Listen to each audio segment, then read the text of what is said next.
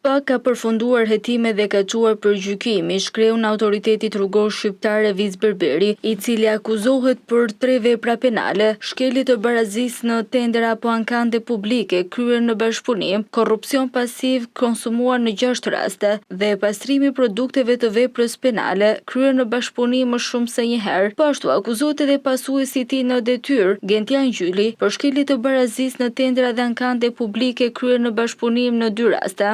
Lidhur me këtë dosje janë çuar për gjykim edhe 20 persona të tjerë dhe 2 persona juridik. Në njoftimin zyrtar, prokuroria e posaçme bën me dije se hetimet e nisura në vitin 2023 mbi bazën e referimeve të akteve nga BKH çuan evidentimin e shkeljeve në 7 procedura prokurimi të zhvilluara në vitet 2020-2022 në Agjencinë për Eficiencën e Energjisë dhe Autoritetin Rrugor Shqiptar, gjatë kohës kur titulari i autoritetit kontraktor ishte Eviz Berberi. SPA thotë se Berberi ka tjetërsuar fiktivisht pronësinë e shoqërisë së tij te DAM SHPK, ndërsa ushtronte detyrën e drejtorit të përgjithshëm të Agjencisë për Eficiencën e Energjisë dhe drejtorit të Autoritetit Rrugor Shqiptar. Sipas SPA-ku, Berberi menaxhonte, kontrollonte dhe përdorte të ardhurat e shoqërisë DAM SHPK për shpenzime private të tij. Është evidentuar gjithashtu interesi ndërsjell financiar mes të pandeurve Berberi dhe Valter Begaj, të cilën në mënyrë të vazhdueshme kanë bashkëpunuar me njëri-tjetrin në interes të përfitimeve reciproke mes tyre. Gjatë kësaj kohe të pandeurit Valter Begaj, Ervis Lami dhe Brunilda Boli raportonin vazhdimisht për ecurinë e aktivitetit tregtar të shoqërisë tek Eviz Berberi, i cili ishte personi që vendoste në lidhje me përdorimin e fondeve të DAM SHPK.